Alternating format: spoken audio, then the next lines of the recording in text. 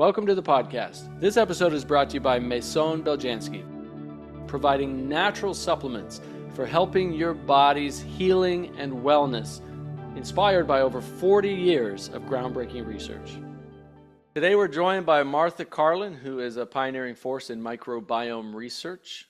She is a respected voice in the microbiome field. She was a speaker at the White House 2016 Microbiome Initiative launch.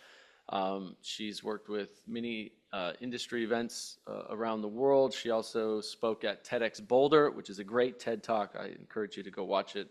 And she really dove into the microbiome field of research and understanding the microbiome through her husband's Parkinson's diagnosis back in 2002. And Martha, very sorry to hear that your husband recently passed away. I didn't know that until you just told me. I know you basically dedicated your life over the last, since 2002, so over 20 years to understanding what causes Parkinson's and other chronic diseases to really help your husband, right? And that led you into microbiome research and led you to understanding the microbiome and learning everything you could about it, becoming, I think I heard you say, a citizen scientist in the process. Obviously was able to help him for the last 20 plus years. But first of all, thank you for coming on the podcast. Excited to talk with you. Again, very sorry to hear your husband recently passed. Thank you. Thank you for that. And thank you for having me today. And, even though John is gone from the physical plane, he's not gone from my heart, our hearts, and his inspiration for all the work that I do. So that was kind of an interesting thing, is that a lot of people reached out to me afterwards and they were concerned that I wouldn't go on with my mission of looking for these answers. And of course, that's a huge part of who I am and my journey, and also, in honoring John. Yeah. Yeah. So on that note, you've done a lot of work in the field of microbiome research and understanding how our microbiome directly affects our brain, our neurology, our health, our immune system. You got over $1 million grant from the NIH for your work in the field. Can you talk a little bit about that, and what are some of the things that you've discovered about the microbiome that most people, or you didn't know, and I would say most people, still don't know and need to know about the microbiome when it comes to our health and well-being? Sure. So very early on, I John was diagnosed in 2002, and I spent a lot of those early years looking at the food supply and how, food and chemical exposures and stressors and different things were potential drivers of Parkinson's. But in 2014 is when I first heard the term, the microbiome, from Dr. Martin Blazer's book, Missing Microbes. And there was a connection there to overuse of antibiotics and the increase in all these chronic diseases, and, Parkinson's being one of those. And I had seen a connection also in people with Parkinson's, either having taken acne drugs as young people, because actually dermatologists and dentists are the two biggest prescribers of antibiotics. And or in childhood, many of them had a history of chronic strep infections, so repeated courses of antibiotics. And later that year, the first paper came out showing that you could divide the two primary types of Parkinson's. So there's one that people are probably most familiar with, which is the tremor. But the other one is what's called posture and gait. And that's when the person is sort of bent over more like a penguin and their feet freeze. And those are distinct phenotypes of Parkinson's. And Dr. Schepperhans could actually distinguish them by the bacteria in the gut. And to me, that was like this huge epiphany, is like the gut is really that source of information that's going to be the key to not just Parkinson's, but all these chronic diseases. And that's when I met my two co-founders of the Bio Collective, Dr. Suzanne Vernon, who is a virologist who had been studying chronic fatigue, a very complex, for a long time was not even really named as an illness, but she had been studying that for a long time and also looking at the microbiome. And then Dr. Jack Gilbert, who's now at the University of UC San Diego, and he had an autistic son, and we were looking at these patterns just in the published research, and it was very early back then, but you could see some common overlap in problems in the gut that overlapped chronic fatigue, autism, and Parkinson's. And we were like, well, what's holding back the field of discovery? And that was samples, basically. And samples, by that we mean poop. And there really were no standardized methods for collecting a quality sample. A lot of the samples and the kits that you get for home testing now are often just a little swab that goes into a preservative solution. And each one of those different methods has a bias that can lead you to sort of miss some of the key markers. So we actually started focused on collecting the whole stool. And so we designed a kit and did testing around how to get a stool sample to us in a temperature controlled way that would not overgrow certain microbes and require a lot of other orchestration to kind of really try to figure out what's going on. So we kind of became the poop experts. And through that process, we actually ended up working on a project called the Mosaic Challenge with Johnson & Johnson, who was trying to figure out ways that from one laboratory to another that you could compare or be able to duplicate research, because that's one of the biggest challenges in the microbiome space is these different biases in collection methods or sequencing and all of that can really obscure what's going on or make it difficult to duplicate research from one laboratory to another. So we worked on that, and then ultimately went to the NIH because if you get a blood test, when you go to the laboratory, there's a control sample, and they know what's in that control sample, so that when they run your blood, they're running it against a control so that they know whether the machine's working properly. Because if the control comes back with what they know should be there, then your sample and the information that they're getting should be accurate. But in the microbiome space, there were no controls. So, nobody was using the same kind of controls. So that's what our $1 million grant from the NIH was actually to develop a reference standard material, like a scaled up human stool slurry in a preservative that every replicate was essentially identical, and we would have enough to go for, let's say, 10 or 20 years. And so that's actually what we did, is a lot of testing and, working on methods for how to scale up a large poop slurry and make it in a standardized way so that it could be used for a standard reference material in the microbiome research field. And that is on the market now by a company called Zymo Research. And, it's starting to gain some traction, but it's microbiome science, even though it's over, 2 decades old really now, is still, I think, pretty nascent in some of the approaches. But along the way of collecting all these samples and learning from that, one of the big ahas as it came to Parkinson's was that the people in our lab who were actually taking the samples in and processing them into the little tubes where we preserve them, is that people with Parkinson's had a distinctly different stool sample.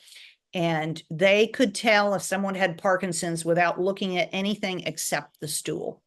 Just And by the visual of the stool?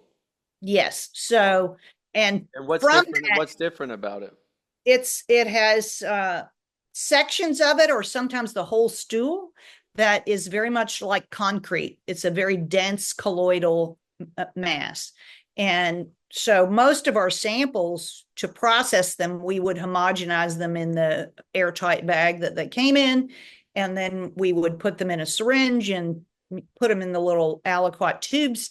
But we couldn't do that with a Parkinson's sample. We actually had to use a caulking gun that has more force behind it. And there's nothing in the published literature about this, but that piece of information has actually informed a lot of the other research conversations that I've been having. And I'm actually working on a publication with a physical chemist scientist from Australia named Dr. Barry Ninham that we expect to come out a bit later this spring. That will explain the physical chemistry of what's going on in the Parkinson's microbiome that's creating that colloidal stool, and how that battle in the gut, if you will, is actually impacting brain physiology as well. I saw a video the other day. Let's see if I can find it really quick. That showed colonoscopies of different diseased colons and what it looks like inside the colon. And just that visual is so impactful because, right, we don't see what's going on inside of us.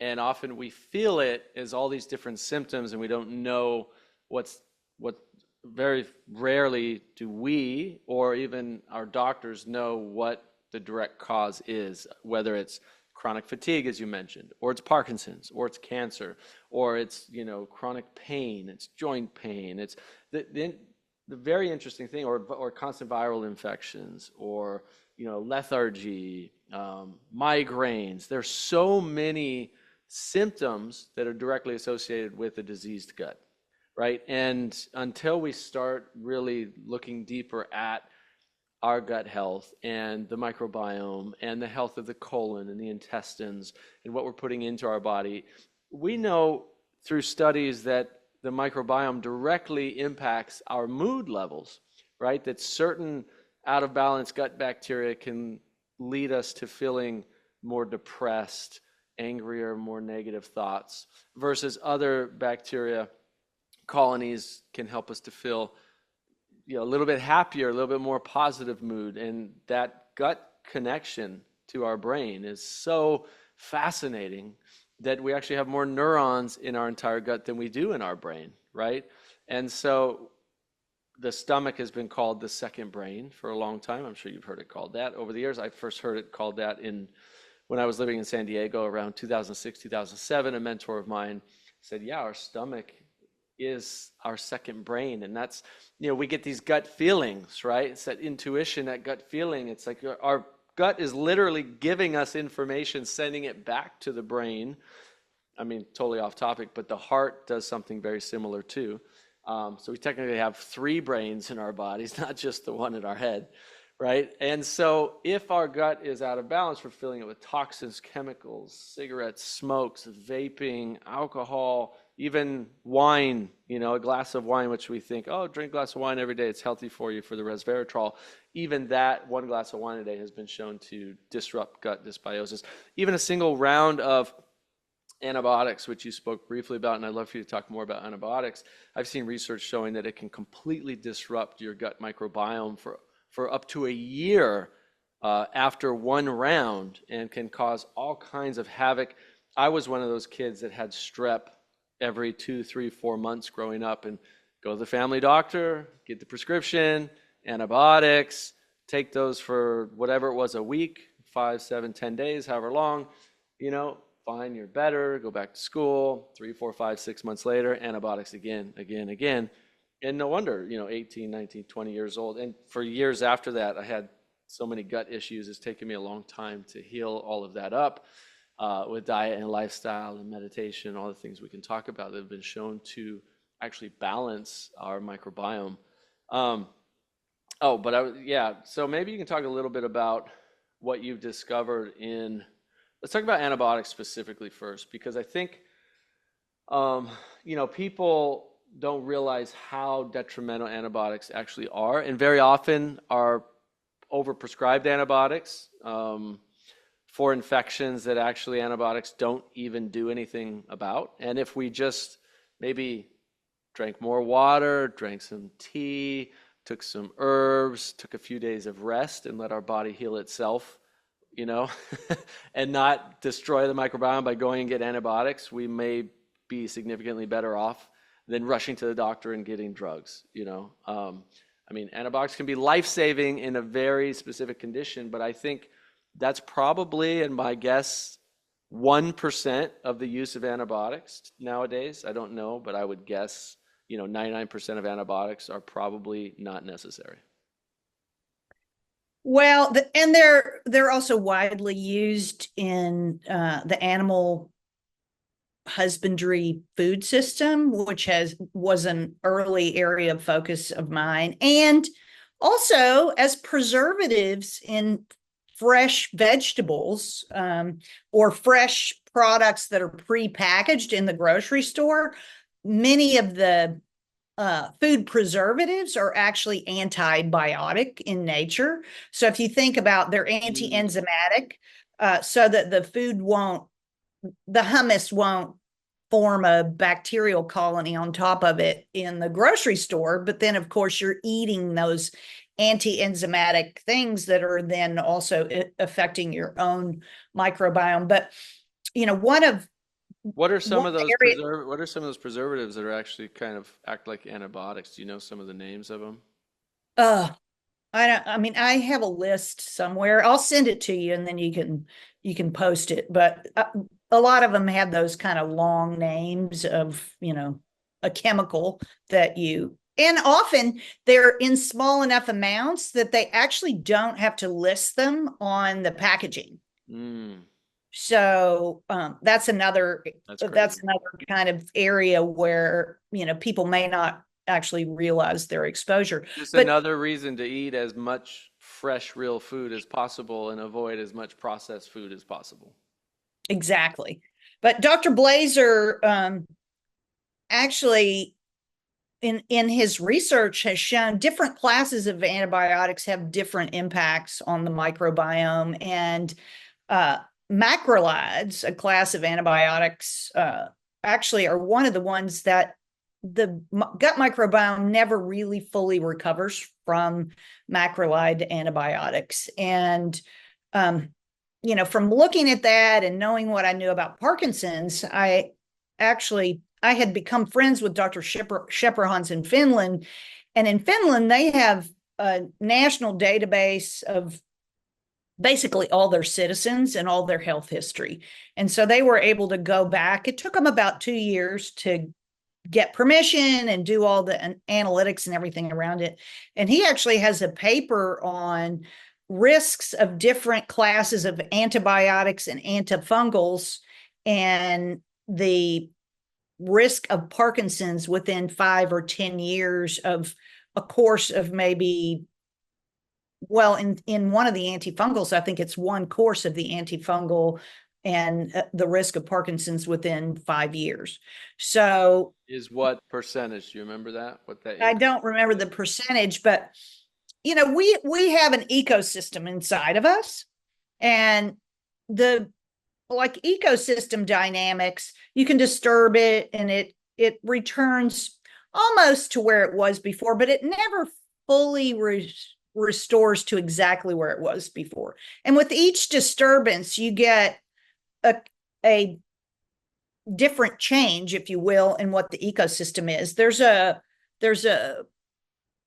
group of scientists, I think it's Oregon State, that have they've actually shown the impact of antibiotics on mitochondria and mitochondrial gene expression. And they showed in their research that the antibiotics themselves change the gene expression of the mitochondria, but actually what's called the resistome, or those antibiotic resistant bacteria in the microbiome that are left behind after that exposure, had more impact on the mitochondrial gene expression than even the antibiotics themselves. And so this continuous exposure to antibiotics is, of course, changing our mitochondria, which is, very important to energy metabolism and our overall health. So, I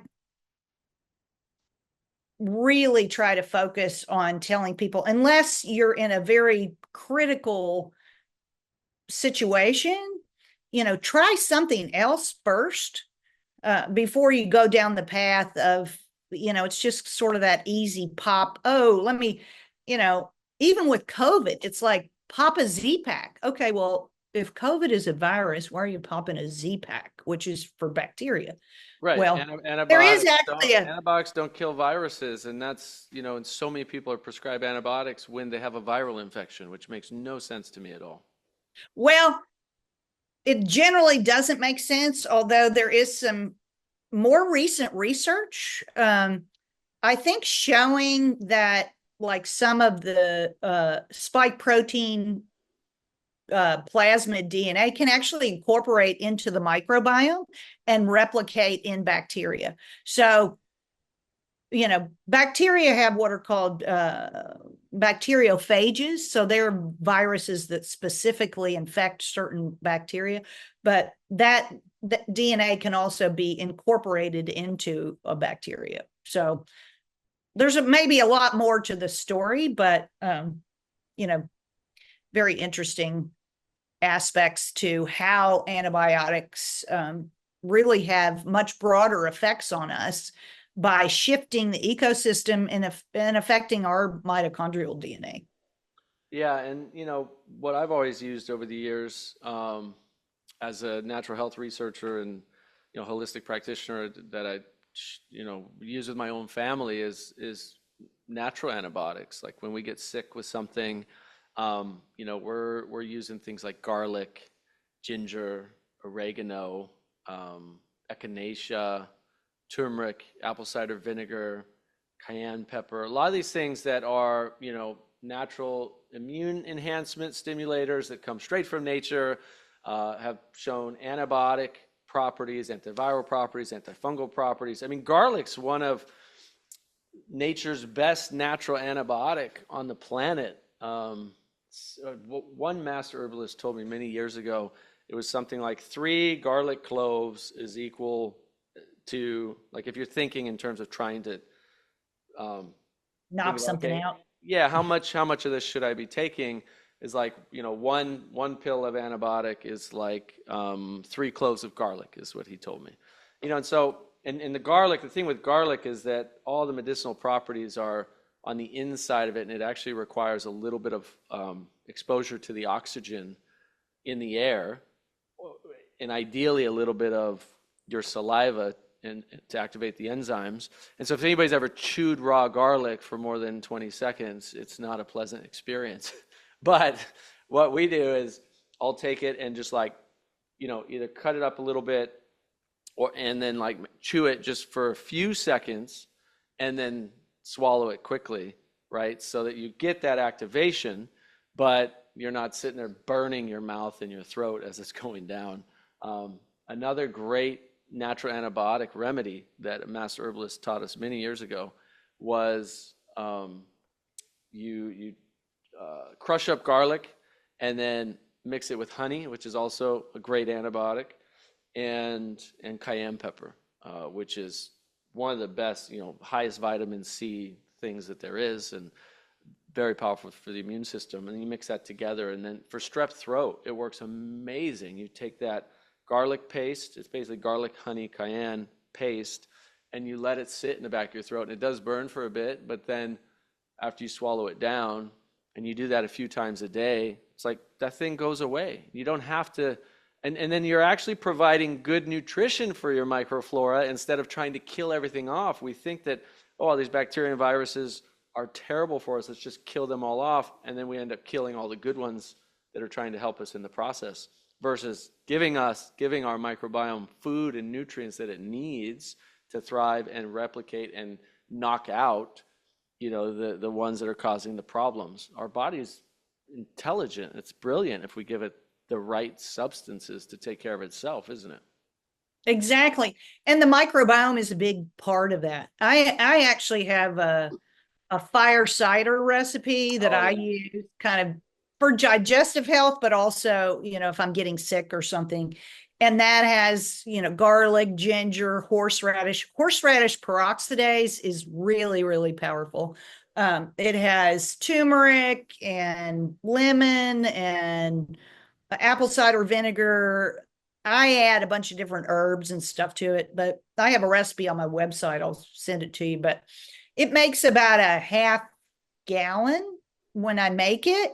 And I just strain it off and you just take a little shot of it. And it's pretty powerful because it also has either jalapenos or habanero peppers in it, but it will ward off anything. And you ferment it for about 6 weeks. So it's also got all that microbial life that's coming off of the ginger root and the turmeric root and all of that. So, yeah, I'm a big believer in how the plant compounds and the plant compounds working in concert with the microbiome can make them even more bioavailable. And there's a lot of research coming out on that, on what are called postbiotics and the co-fermentation of herbs with probiotics and how it makes the plant polyphenols and that sort of thing a lot more bioavailable. And there's a book called The Life Bridge, which is actually one of my favorite little books. It's about 20 years old. It's actually out of print, but you can typically find it on Amazon. And it talks about how microbes make nutrients more bioavailable. A lot of it's talking about minerals, but the same thing is happening with the plant polyphenols and the other components of plant medicines, that those microbes actually turn them into a more bioavailable molecule. And so I'm actually trying to work on writing my own version of that with the new research from the last 20 years to kind of bring that back to life, because it's amazing knowledge that I think people don't really understand how interconnected all of it is, and that how in a whole food or a food that is interacted on with microbes, how much more available that nutrition is to us than it is if we're just taking a capsule that we got at the store. With the cold and flu season here, it's critically important that we enhance and strengthen our immune systems. Yes? Would you agree? The problem is, though, that there's so much confusion out there when it comes to what actually works for our bodies and for our health. Well, I'll tell you what I used. I used Maison Beljanski's wellness products. Maison Beljanski's products are backed by science to not only help empower the immune system, but can support detoxification and contribute to our overall health. Coming from Europe, the all-natural Beljanski formulas are now available in the United States and are recommended by top doctors everywhere. A lot of the colleagues I work with, functional medicine practitioners that work with patients with all kinds of diseases, are recommending Maison Beljanski's products to their very own patients. As a special sponsor of this podcast, Maison Beljanski has included a very special discount offer for all of my listeners. You can get 15% off your first order using the promo code Nathan, and you'll always enjoy free shipping when you order 4 products or more. You can grab your wellness products today at MaisonBeljanski.com. That's MaisonBeljanski, MaisonBeljanski.com, and use code Nathan for 15% off. Hey, welcome back to the podcast. Before we get started, I want to give you a free gift that I have spent over a decade researching thousands of hours of peer-reviewed studies and interviewing hundreds of world-leading functional medical doctors and cancer conquerors that lays out a blueprint for helping your mind and body become a cancer-fighting fortress for natural cancer prevention and healing. And that's my Amazon #1 best-selling book, Becoming Cancer Free. The physical copy sells for like $10 on Amazon, which, you can go get that if you want, but I'm happy to give you the ebook absolutely free. Just head over to becomingcancerfree.com and you can download that ebook instantly. Again, that's becomingcancerfree.com, and it's yours as a gift from me to you for tuning into this podcast. All right, let's get to the show. Yeah, I saw, I believe Dr. Peter Kahn talking yesterday about, you can take these capsules of probiotics, but very often they just pass right through you. They actually, especially if you don't have enough of them, they actually won't implant and then populate. So, when we think, oh, I'll just pop a pill of probiotics and that's all I need for my gut health, which most of those pills have 5, 7, 12 different strains, right? And yet we have how many hundreds or thousands of strains that have been identified in our gut so far? And we think, oh, let's just take 7 or 12 and then I'm good to go. The research on the microbiome and the microflora is still, I think it's still just barely tip of the iceberg, right? Like there's still so much research that needs to be done to understand like which bacteria are doing what and what are their functions, the bacteria that are helping make these nutrients more bioavailable, the bacteria that are, doing so many different functions for our immune system and anti-inflammatory properties. And in fact, what's even so fascinating to me is that we wouldn't be alive without the trillions of bacteria and viruses and fungi cells that are in our bodies. Like they are part of us. And so we think about, oh, they're bad, get them away. I need to constantly wash my hands and, don't touch things and stay away from things. And yet you look at a child as they're, developing their immune system when they're born and they're licking everything, they're touching the ground, they're licking their hands, and that's what actually, nurtures and starts to ramp up and build their immune system. And yet we're told today, oh, be deathly afraid of everything because all viruses, bacteria, touching door handles and all this. And yeah, there is a little bit of caution I think we should take, when out and about, but this extreme version of, oh my God, I have to wear a mask everywhere I go. I don't want to breathe anything from anybody or touch anything, and always use these antibacterial things. We're actually I really believe, and I think that research is starting to show this more and more, that we are harming our health in the long term rather than helping it. There's quite a bit of research on that. And just to kind of add to the probiotic question, I have a bit of a different viewpoint than I think a lot of people who talk about whether a probiotic should colonize your gut, because microbes actually, in order to colonize or attach to the lining of your gut, they have these little toolkits called fimbriae or adhesins, and a lot of the pathogenic organisms use those to attach and cause disease. And I'm actually more of a believer on the side that you want, just like your food, you want it working as it moves through your GI tract, but you don't really want any permanent residence added into the equation. So people who are looking at genetically engineering things to colonize, I think that's not really understanding how the ecosystem works, and that could be problematic. But if you look at, so I go back to that little book about the Life Bridge, fermented foods around the world for centuries.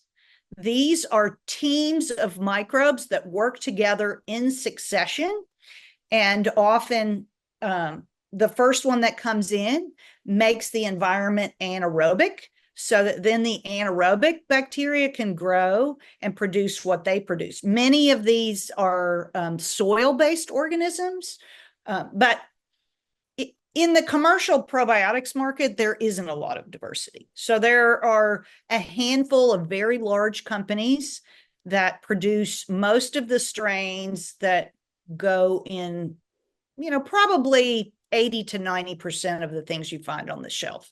So there's very few people who do their own research, find their own strains, do the genetics behind what the strain capabilities are, and understand how they work.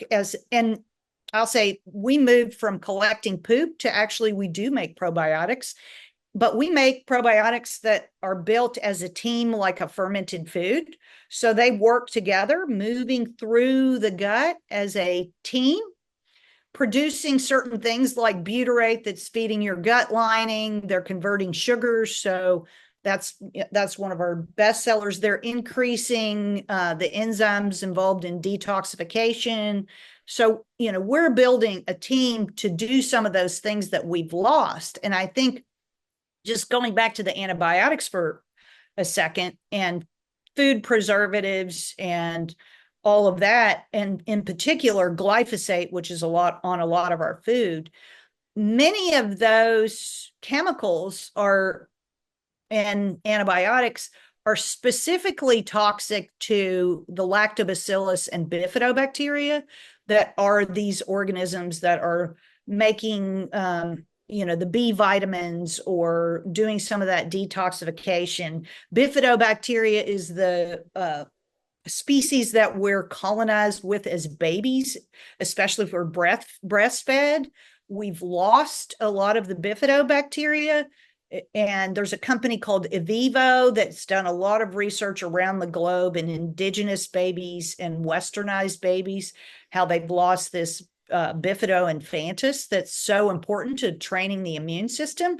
And in the last 4 years with COVID, what they found is in some of the research is that people with very low bifidobacteria actually had much worse outcomes in COVID.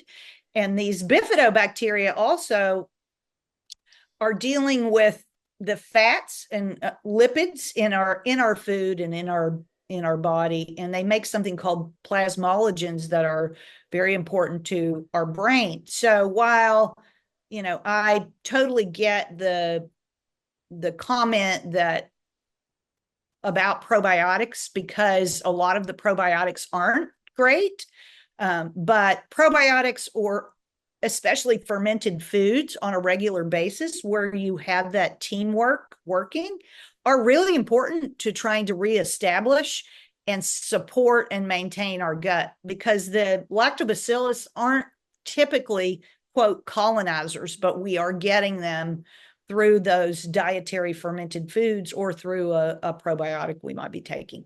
Yeah, absolutely. I think I love probiotic food. And as you said, for thousands of years, people have made, or I should say fermented food, not probiotic food, but fermented food.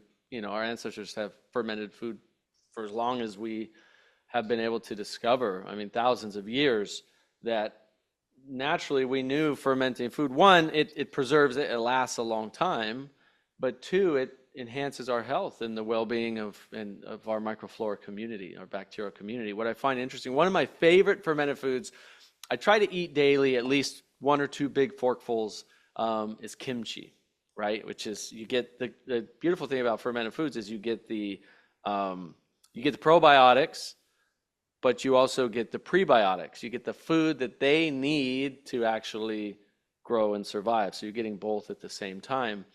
What I find really interesting, back to this idea that we're still discovering what all of these bacteria do inside of our bodies. And I agree, we know that there's a handful of strains. I mean, if you go to any store, any company that sells probiotics, there's going to be a handful of strains that have the most studies that show the beneficial properties in the body. So those are the ones that we're going to get. But and more and more studies are showing that as we take those, they can help to, improve our overall health and overall gut health. But back to your point on fermented food, I mean, look at this study. This is crazy, where they looked at kimchi and how many different strains of probiotics or bacteria are found in the kimchi. They found 5,204 strains isolated from kimchi. And 4,467 of them were identified at the species level, right? And this is just from kimchi. Looking at, I mean, you've got yogurt, you've got kombucha, you've got sauerkraut, pickles, you got all kinds of fermented food. But kimchi, they found 5,000 different strains in a single serving of kimchi. Isn't that wild? It's like that just tells you we still don't really know. I don't think we have more than 1% of understanding of what all these bacteria do in the body and what their functions are. And the more we learn, I think what it's going to do is just keep taking us further and further and further to what a lot of us already know, which is eat real foods, whole foods as often as possible, as much plant foods as possible, as much diversity and fermented foods, right? It's like, yeah, we can take these probiotics and they can be beneficial and all that, but at the same time, people get this mindset of like, oh, I'll just pop a probiotic pill, keep eating the normal junk I'm eating, and it's going to solve everything. But we don't see health outcomes improving when people do that. We're not seeing, cancers regress and Parkinson's regress and all these things regress when someone's just popping a herbal pill. As much as I love supplements, take supplements, recommend supplements, if we're not changing the foods that are going in our mouth and the behaviors and the lifestyle that's causing this disruption in the gut microbiome and the toxins and the antibiotics and all these other things, it's like that simple pill is not going to do anything. It's really not, unless we start making these holistic changes. That's my viewpoint anyway.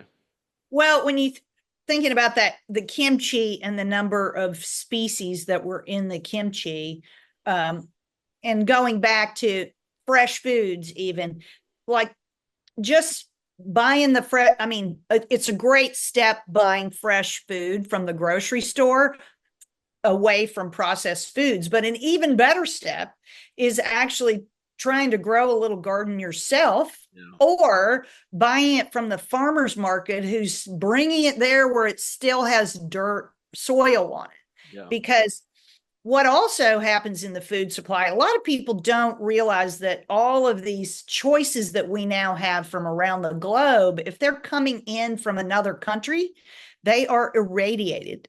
And if they're irradiated, that's killing all of the microbes on them. And I learned this, I'd say, kind of the hard way, trying to make my own ginger bug. If you know what a ginger bug is, you're cutting up or grating fresh ginger, and you put a little bit of sugar with it, with water, and it starts to ferment and fizz, and it kind of makes a fresh ginger ale. But it's doing that from the microbes on the ginger root that you're getting.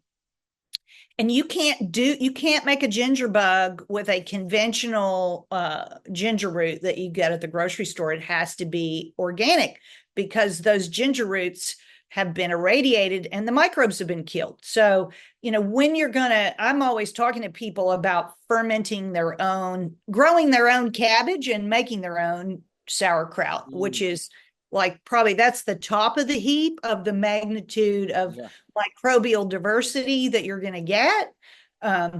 But, even doing it from a cabbage at the grocery store is another great step. But sometimes you have to actually add fermenting cultures to the fresh vegetables that you get from the grocery store, because they may have been irradiated. So there's a little company called Cutting Edge Cultures, and a website called I think it's Cultured Food Life, and they're all about culturing your own foods, and yogurt, kefir sodas, kefir water, kimchi, sauerkraut, all of that. And they have all the tools and things that you need to be able to do that yourself. But to get that really dense microbial diversity, you've got to have stuff that's coming out of the soil that still has some of those soil microbes on it.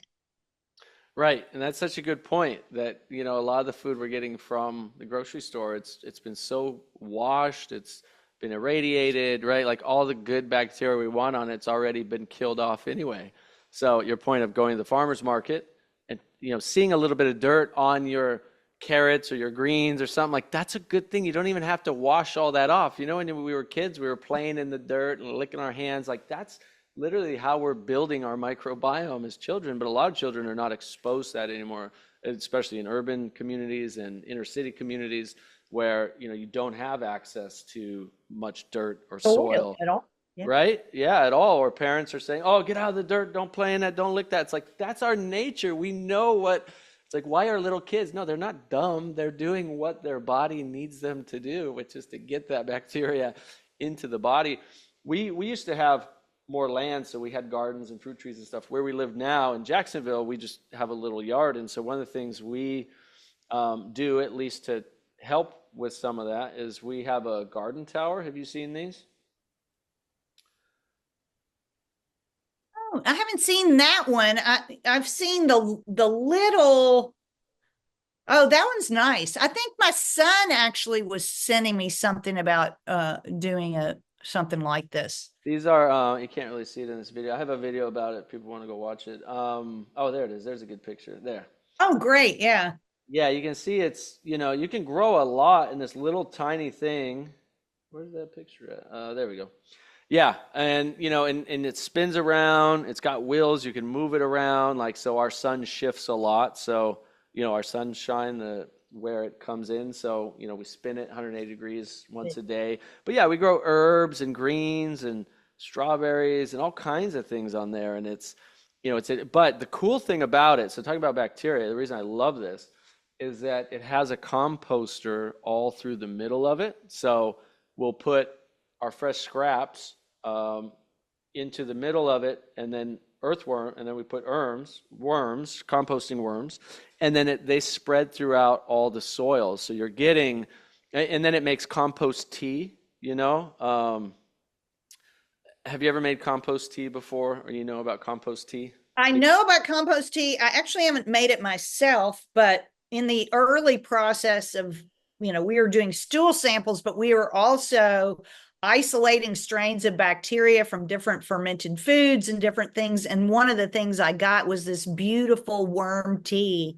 And we isolated all these different microbes from the worm tea with these amazing properties when you look at their genetics. Now, you can't get one of those approved as a human probiotic because it has to have, quote, been identifiable in the food supply previously. Now, it probably was in the food supply previously, but the way the regulatory, but by doing it your way, you're going to get it. What people don't realize is, it's getting to those roots. It may be getting onto the leaves, and there's so many amazing things that those worm tea microbes can do in terms of like dealing with toxic heavy metals or breaking down other chemicals or just producing nutrients. They're pretty amazing. Yeah, and you can do it, I'm just showing garden tower for people to go, "Oh, I don't have a yard or space to grow." It's like, no, and they have different kinds. There's this garden tower that we use, but there's also hydroponic ones. My mom has a hydroponic one in her house that's got a light system built around it, so you can grow through the winter. This one I like because you can see this image a little bit here. Oh, that takes me to Amazon. So, the scraps are in, the worms are in, and then it's making compost. And then as the water, excess water actually moves through all the soil and the compost down into the bottom, into this little bucket. And I love it. I don't work for these guys, by the way. I love it. It's because it's so, here you go. See how it collects all the compost tea at the bottom. And then you pour that out and then pour it back on the vegetables. Right? And so, yeah, I mean, just talking about microbiotic diversity, even having, you're like, yeah, but I can't get all my food by growing at home. It doesn't matter. Having something, getting that exposure to you and your children to more of those microbes, those healthy microbes that we need, being closer to nature. It's like we're going to really help our gut thrive at a much higher level by doing these kinds of simple things than not doing it at all. Right? Because we're losing access to these bacteria. We're losing access to these healthy, important strains of natural probiotics when we're not going to farmers market. We're not growing our own food. We're just buying from the grocery store. As you just talked about, a lot of these foods are irradiated. And if you're not buying 100% organic, you're also, they're filled with glyphosate and other pesticides, herbicides, fungicides that are damaging the microbiome. So These sound like simple, basic steps, but I think they're pretty revolutionary and life-changing. Yeah. Well, Dr. Jack Gilbert, who helped found the Bio Collective, he has a book called Eat Dirt. Nice. And that was a book that he wrote very early in the process. But this hygiene hypothesis, which is what you're talking about, of where we're living inside these very sterile environments, we don't come in contact with soil anymore or nature at all. And like I talk a lot about how microbes, but also the plant, we're all made out of the same thing. We're all made out of information. DNA is just information, but we're getting that information from the local environment through the microbes we're exposed to, or if our food is grown locally, when we're eating it, we're taking it in and it's giving us information about the conditions it's growing in. What's the sun like? What's the water like? That's information for our body to know what kind of environment are we living in and how do we need to adapt to that. So if we're always eating our food from, South America or someplace else, I mean, I always tell people, even if you love strawberries, do not eat them 365 days a year, because that's really confusing your body in terms of the information you're taking in, whether it's from the, microbes or not microbes on there, or that just the information in the plant itself. I want to go back to what you discovered for your husband's diagnosis of Parkinson's. Can you talk a little bit about what changes that you made as you discovered and what you saw when you made those changes? Did he change his diet? Did you see improvements? I mean, this was, 20 plus 20 years years. ago, right? Yeah. What did you discover that was, drastic, and there was a big change, and did you guys make changes and see improvements in Parkinson's? So, I mean, very early on, I understood. So I came from a background of like business systems analysis. And so I approached the problem as a systems problem, where you look at what's flowing through the system for the breakpoints. Well, of course, food is the main thing flowing through the system. So that's really where I started. And in 2002, I threw out everything in the pantry. We had boxes of Kraft macaroni and cheese. I mean, we had little kids, boxes of cereal. He was drinking soy protein shakes. He was a runner. He had a lot of those goo packets and, different things that athletes would use to get energy. And I threw all of that out and tried to go organic, but in 2002 that was really impossible because there was very little organic food on the market. And so that I really started the process of learning about the food supply and changing our diet and cooking again. Fortunately, I knew how to cook. My mother was a great cook and had taught me how to cook. But I also traveled a lot for work. So what I would notice is when I was home and I was cooking all the meals, things might be great. And then I would go on a business trip and he's making spaghetti with a can of tomato sauce. And, he's stressed because two parents aren't at home and there was an impact. So, you would get these different impacts.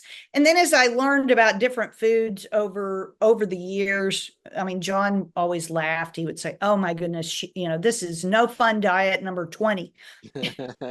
And sugar actually ended up being something that drove me in a lot of ways. So I went to a Parkinson's conference and they showed that the sugar alcohol mannitol could actually help Parkinson's in animal models. It could pull the aggregates out of the brain and stop the aggregation of the proteins that cause Parkinson's. And that's actually what drove me to make the sugar shift formula, because it actually has microbes that convert glucose and fructose.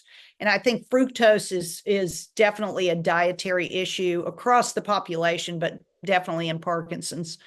So that you're not getting this excess insulin spike and the problems driven by those processed sugars like sucrose and fructose.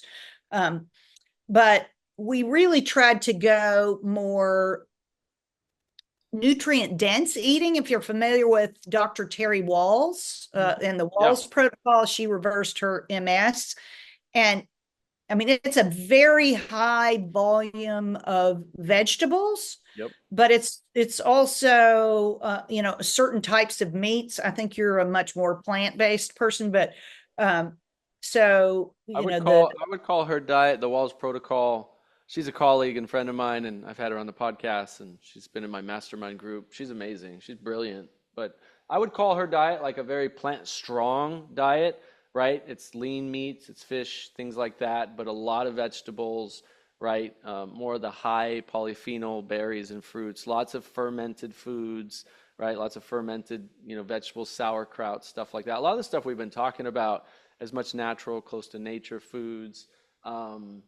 What else? I think she, has some, nuts and seeds, mushrooms, onions, right? A lot of the high anti-inflammatory, anti-cancer foods. I would call it like a lean animal-based version of Dr. Joel Fuhrman's nutritarian diet, which his is a plant-based version of that. But she had amazing results for her MS. She also did a lot of other things, right? Exercise, stress reduction, meditation, natural anti-inflammatory supplements, right? So, and maybe we'll talk a little bit about that. Right now we're just focused on diet, but a lot of the other things, mental, emotional, spiritual, meditative things that also directly impact the gut microbiome and Parkinson's. Qigong, you and I were talking previously. I actually did a documentary about a woman who completely reversed Parkinson's with Qigong, with someone we both know, Ming Tong, Master Ming Tong Gu. But yeah, the Walls Protocol, which is her version that helped her. So that's what you guys were following at that time? We followed a pretty nutrient dense. One of the things that I did learn along the way, John was always hungry. It didn't matter how much I fed him. So he was not absorbing the nutrition. So going back to that colloidal concrete type stool, what happens in that battle in the gut is when it makes that dense mass, then the nutrients aren't able to be extracted. And so there's definitely a component to what's going on in, whether it's lack of digestive enzymes. So, we did a lot trying to add back digestive enzymes and work on just how to get his digestion working better. And I made the probiotic actually for him after going to that clinical trial. I mean, not clinical trial, that Parkinson's conference. And what we saw then at that time, that was 2016. He was walking with a cane. He wasn't able to navigate a crowd. And within a month of taking that probiotic, which was a higher count, it was made as a team, very focused on what we were trying to do. He was no longer walking with a cane, and he was able to navigate through crowds. We went to our daughter's college graduation with 5,000 people, and he wove through the crowd just fine. And so, we did see that could be impactful, but it's certainly not solving the underlying, there's an underlying battle going on in the gut. And some of that may have even been established all the way back when he was a baby. So if we go back to his early life, the first 4 years, he was constipated. His mother gave him stuffed animals to try to get him to go number 2. And so that's actually one of the things that I will say, last 4 years, I never really understood that he was constipated, despite the fact that I was doing all this research over here and collecting other people's samples and talking about constipation. I think because his whole lifetime he had been constipated, it seemed normal to him. Oh, yeah. So, and I think that is where there's a lot of confusion, and physicians often think, oh, well, if you go 3 times a week, that's plenty. You need to move the waste out of your body. If a doctor tells you 3 times a week is okay, fire that doctor. because Yes.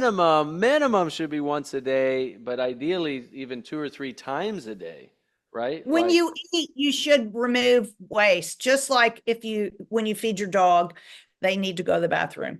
And what I learned along the way is, I have a book about this thick about the different toxins that are made by bacteria. And so the longer that waste sits in your body, it's producing all kinds of toxins. One in particular that they actually use in animal models to induce Parkinson's is called endotoxin. And that's basically the cell walls of gram-negative bacteria. And that's part of what's going on in the battle in the gut. And with John, we had done multiple samples, and we'd done all these things and improved his gut and moved it back to a healthier human microbiome sample, but he still had Klebsiella, which is an endotoxin producer, and one other one that I can't remember. And even after taking antibiotics for something else, those didn't go away because they were antibiotic resistant. So it's not a simple problem remodeling the gut the later you get down that path, because you get these really entrenched bad guys, and getting them out can be quite a challenge. Mm. I I know some people who say, well, yeah, but I only poop once a day or once every 2 days because I don't feel like I have to go. And because I learned, almost 15, 16 years ago, exactly what you just said, that the longer that the stool sits inside of our intestines and really sitting inside of our colon, the more potential we have for those endotoxins and other toxins to get released back into our system, which we don't want. And so ever since that was in my mind, I was like, the number one thing is I'm always going to make sure that I poop before I go to bed, because I'm laying in that bed for at least 8 hours. And that 8 hours, I don't want stool that could be out of my body sitting in there and potentially re-intoxicating me, right? And so I've had this habit ever since then. Whether I feel like I have to poop or not, most nights I do not feel like I have to poop, but I sit on the toilet no matter what before bed. It is a habit I encourage everybody to do, and it will amaze you. My own daughter started doing this, and she's blown away. Now she poops at least twice a day because of it, right? So sit on the toilet before you go to bed, ideally with a squatty potty. Potty. Right? Yes, squatty potty all the way, right?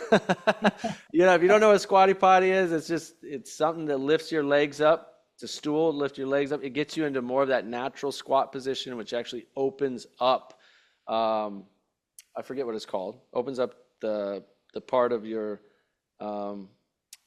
connects to your colon. So you can get a full release out, right? It's like we're designed to squat down and poop in nature. But when we're sitting on a toilet, our legs are further down. We're not actually pressing up against our abdomen as much. And so you're not getting as much poop out as you should be. Actually, here's a good image. For those who are watching, you can see how it lifts up, pushes up, opens this up. So then your bowel movement can be more full. And you'll see how much of a difference it makes. Once I started using those, it's like, that's a game changer. But every night, before you go to bed, if you just sit on the toilet, especially with a squatty potty, you will see that you will have a bowel movement. And sometimes you'll be so amazed because you're like, oh my God, I had no idea I had that much, poop sitting inside of me. I'm glad I got that out before I went to bed. So I have the habit, first thing in the morning, whether I have to go or not, I sit on the toilet and I always have a bowel movement. Sometimes I have to sit there for a few minutes, but who cares, right? But I always have a bowel movement. And then in the evening before bed, I always have a bowel movement because I sit there. And if you do that, you'll see it's like you want that out of your body, but then you also want to be getting enough fiber in your diet so that, those stools are healthier and easier to come out as well, right? Yes. Although, it is one thing that can be challenging about the fibers. And of course, whole grains are, one of the best fibers, but so many of our whole grains are contaminated with glyphosate, these glyphosate residues and mycotoxins, that it's very important, if you're going to put whole grains in your diet, to be sure that you are talking to the vendors and asking them, have these grains been dried down with glyphosate, or, have these grains been tested for mycotoxins? Because, we want those fibers, but we don't want those fibers if they're contaminated with the chemicals that are killing our microbiome and making us sick. So I think that also is one of the explanations of why some people who take grains out of their diet feel better, is Right. because many of the grains are contaminated with either mycotoxins or glyphosate. Yeah, which again just comes back to, buy 100% USDA organic, buy from local farmers markets, grow the food that you can. Obviously, you're not going to grow grains in your backyard, but you know, um, the more organic we buy, the less toxins are going to be on it, period. The less glyphosate, the less everything. And then, a lot of the things that you talked about, fermented foods, adding in probiotics, supplements, those kinds of things. But stress really plays an important role in the microbiome, doesn't it? It does. Stress, and I'll put fear in the stress category. There's actually, related to Parkinson's, there is a woman named Dr. Janice Hadlock, who is a traditional Chinese medicine practitioner, and she's written a book called Stuck on Pause. And there's often a fear-based underlying stressor of some kind, either a trigger from some kind of traumatic loss or something. In Dr. Hadlock's work, she says it's somewhere along the life path, there was a fear of imminent death, and that jumped them over into sympathetic nervous response, and they were never able to get back. And she does work with people, if they're not on medication, to help teach them how to retrain to get back into parasympathetic nervous system, which is really interesting. But this is actually something I worked a lot on with John. And, we talked about Master Ming Tong and Qigong. It's a very calming, gentle approach of moving energy in the body. Fear can cause energy to get stuck. And, if you look at Parkinson's, and as people advance, they look stuck. They can't move forward. They can't move their feet. And so Qigong was a really interesting part of what we did to help John feel better and do better on a daily basis, kind of working on that. And the sound healing, vibration can help with stress, but you really have to make those things a habit. So, we would go through periods of time where we were doing great. We would do it every day. And I think I mentioned before we got on the call, John had COVID at the end of 2021, and he had a very bad case of COVID, and he never really fully recovered. And so that made it difficult for him to kind of get back into those habits regularly. But the Qigong, Master Ming Tong, there's also a gentleman by the name of Howard Shifke, who has a lot of YouTube videos, and he used Qigong to reverse his Parkinson's. So his mother had Parkinson's, he cared for her, and then right after she passed away, he started exhibiting signs of Parkinson's, and he started digging much deeper and deeper, and actually found that all these connections to stuck energy, and started working on Qigong. So I have a personal blog called Martha's Quest, where I write about Parkinson's and the microbiome and alternate health things that people with Parkinson's might consider. And Qigong is one of the things that I really recommend to people looking into, because it just has a great ability to calm the nervous system and bring us back into our bodies, and into a state of peacefulness. Yeah, absolutely. What's your blog called? Like, where can people go read your blog? So the Parkinson's blog is Martha's Quest. And then I also write a lot of blog content on our BiotiQuest website, which is where our probiotics are. BiotiQuest? Yes, Biotiquest. Beautiful. I did a mini documentary on Bianca Mollet, who had Parkinson's, she had tremors, she had the whole thing, fully diagnosed. And she started practicing Qigong, the version she learned from Mingtong. And she completely reversed her Parkinson's in like under a year. It was amazing. She's still Parkinson's free she had been Parkinson's free for years by the time that I went and met her and interviewed her and family and friends and people that knew her. But if people go to watch that, I highly encourage. It's so inspiring. Her story is incredible. If you go to YouTube and search Bianca Mollet Parkinson's, Molle, it is this one here. It's 25 minutes. Amazing story of healing Parkinson's disease. My Wisdom Healing Qigong story by Bianca. This I directed, produced, edited this whole mini documentary, and it is so incredible, so inspiring, and to see how much she committed to the Qigong, what you talked about, which was you have to make it a daily habit, daily practice, right? And fully commit. And that's what she did. And she was doing it multiple hours a day, which wasn't a chore for her because the more you do it, the better you feel. It's like you feel And you better love and you're it. seeing Yeah. improvement. It's like, oh, I want to do that more and more and more and more.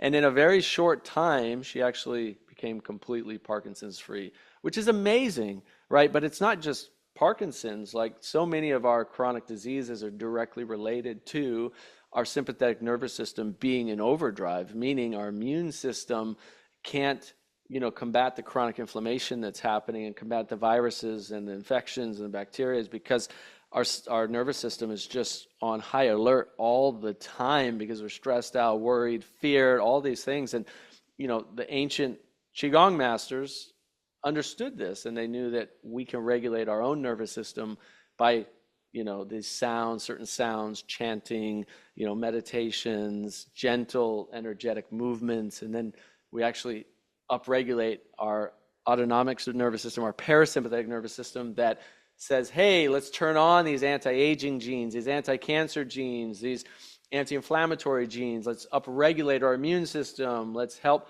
heal this chronic inflammation that's happening. So the more that we do these things, Qigong, meditation, breath work, pranayama, energy healing, the more our body gets into that natural healing state. And so you got the diet we've been talking about, and then you have this natural, anti-inflammatory, autonomic, parasympathetic nervous system activation happening every day, and you start to create this, what I call blueprint for ultimate health and healing.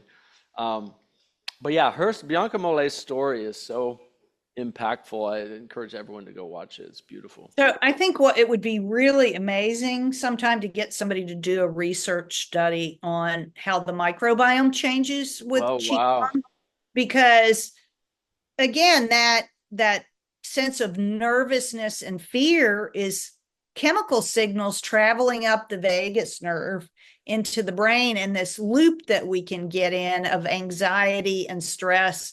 And there's something about qigong that is, and frankly, not just qigong but prayer or any kind of spiritual practice that is putting you in a different resonance, if you will, is changing.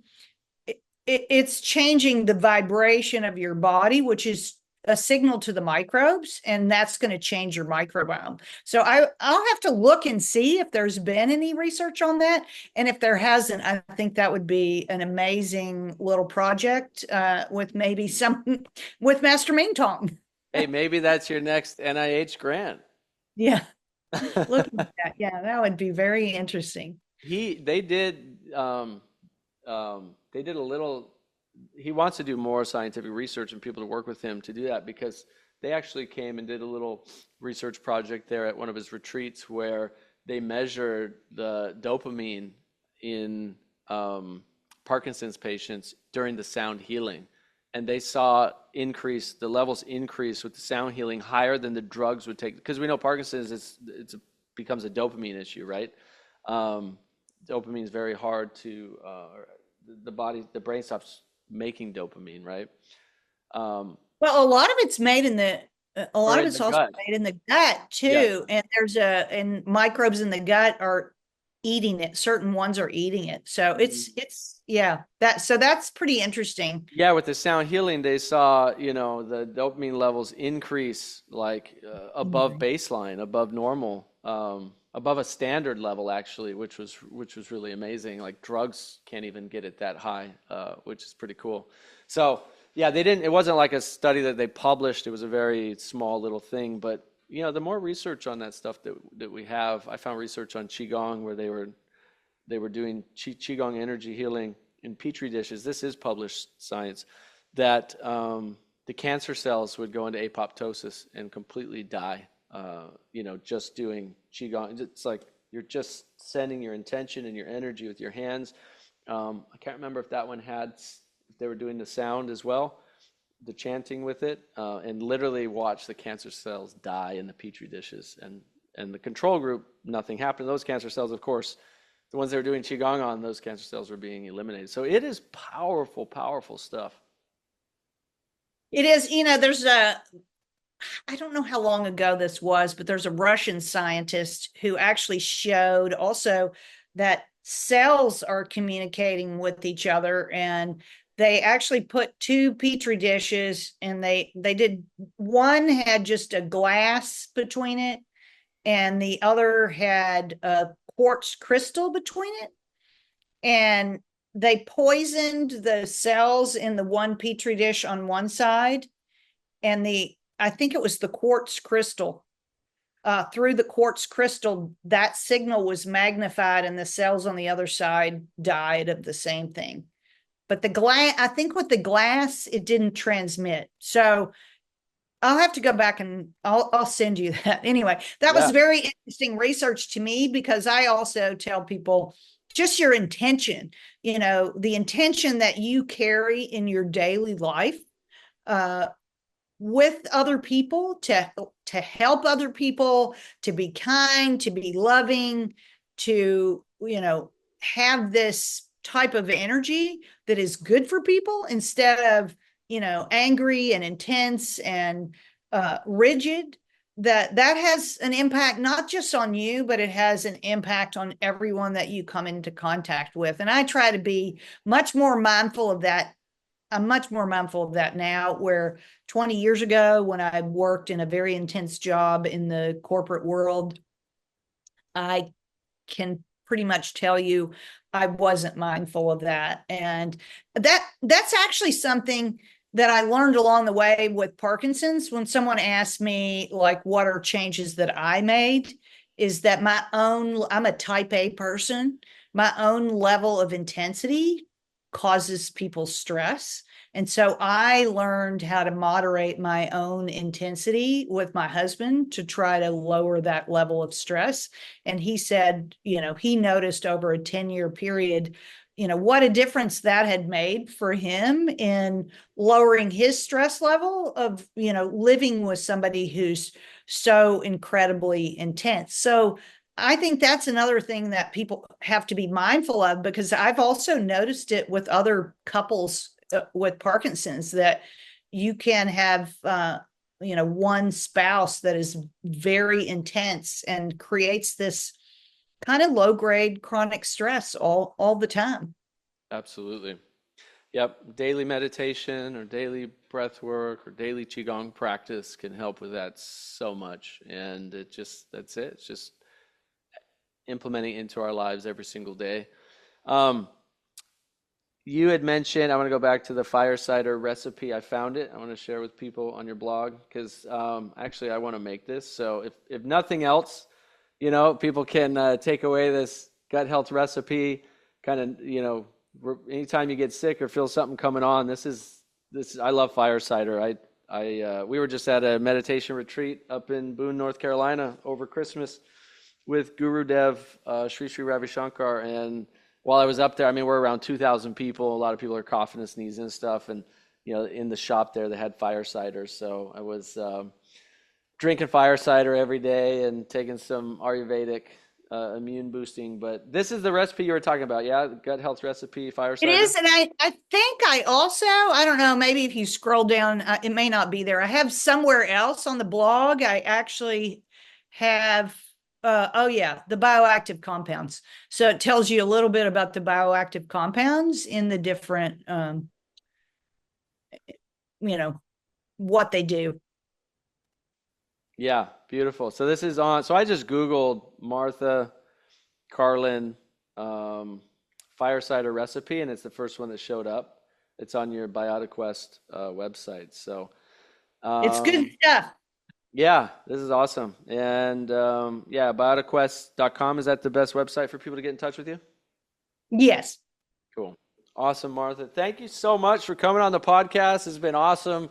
Even a bonus that we know Mingtong got to talk about Qigong too. I didn't realize we had that connection until we started talking. So that was an awesome bonus. But yeah, thank you for continuing moving this research forward and spreading the word about the importance of gut health. And awesome to get to know you. And again, thanks for coming on the podcast. Appreciate it. Thanks for having me, Nathan. I had a great time. My pleasure. All right. Take care, everybody. Thank you for listening to the Nathan Crane Podcast. Please make sure to subscribe and share this on social media. Then head over to nathancrane.com for your free ebook.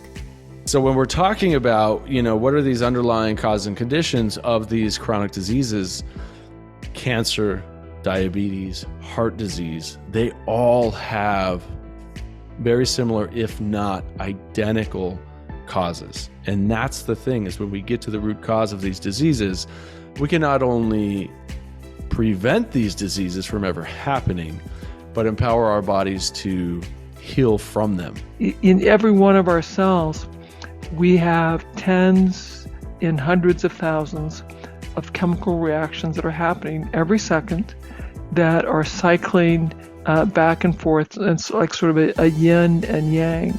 And, for me, the soul's purpose is evolution. It doesn't care about comfort. It cares about evolution. And so I think so long as we are following our soul, then we will evolve.